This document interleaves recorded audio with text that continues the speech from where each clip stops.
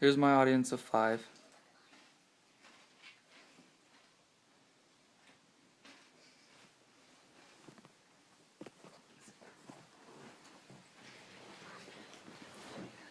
A couple months back, it seemed I was having trouble breathing. I was alarmed because this wasn't normal for me. While outside, I noticed a thick campfire-smelling haze blanketing Boise.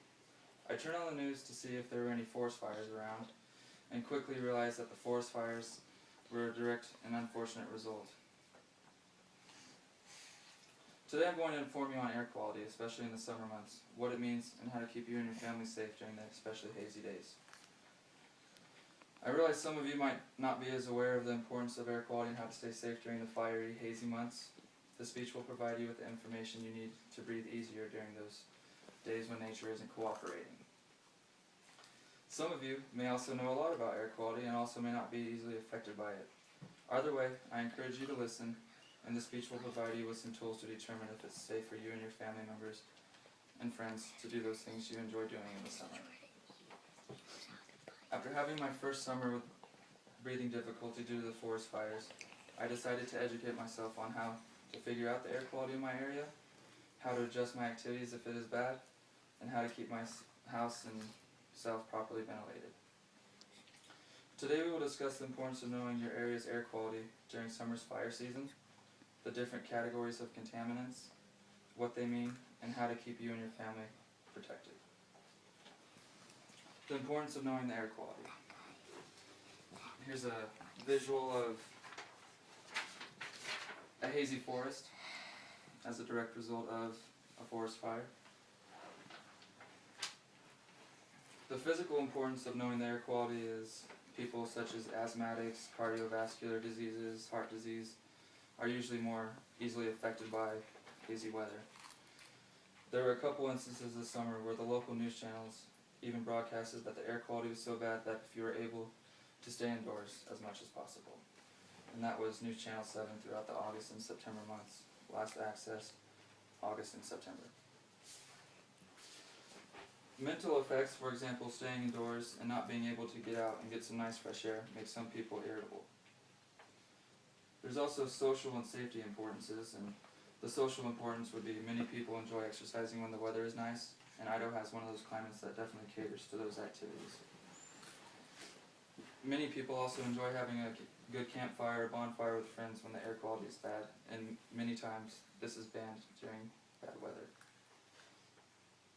The safety aspects are exercising in a bad air quality is like pouring gas on a fire, and in many cases can easily cause you to constantly catch your breath, as well as have restricted breathing.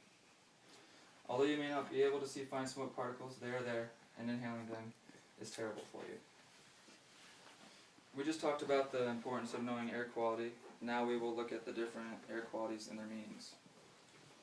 Here's a visual aid of the air quality color chart, and that's how they tell you if it's good, moderate, unhealthy for sensitive groups, which are those asthmatics and people with cardiovascular diseases, etc. Unhealthy in general is the red right here, and then hazardous is purple. The categories of contaminants are measured using the AQI system, and it's basically like a measuring stick that goes up to 500, and the higher the level, the greater the health danger. And this information was provided by the Idaho Department of Environmental Quality website, and that is the idoc.environmentalsafety.com.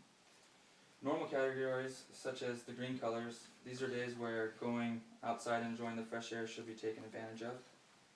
These are the normal and clear days where the foothills are easily seen and the breathing comes easy, and these have an AQI of 0 to 50. Unhealthy categories, this is typically the air is deemed unhealthy when the air quality index is in the red and orange. This is a category with an AQI of 150 and greater. Everyone may begin to experience health effects. Sensitive people, for example, children and adults who are active outdoors and people with respiratory diseases are at greater risk. The extremely and unhealthy category and the hazardous category was the purple I showed you just recently.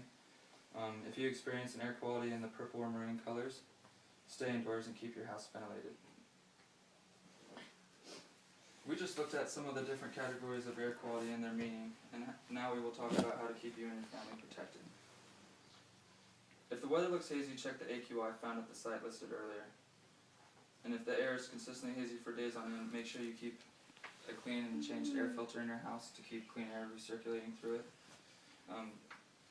This advice was provided by the EPA website, airnow.gov, and it was last accessed of 2011 last year. Smoke may smell good, but it definitely is not good for you. We have just discussed the importance of knowing the air quality, what it means, and how to keep you and your family safe during the especially hazy days. As I was still struggling to breathe during basically all of August and September, the cool, fierce winter came in and put out the fires for good.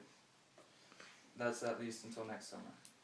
Hopefully now we are all better prepared just in case it is as bad as this summer, and the speech I just provided you will give you the advice needed. Air quality is important because we can't avoid breathing in the air around us.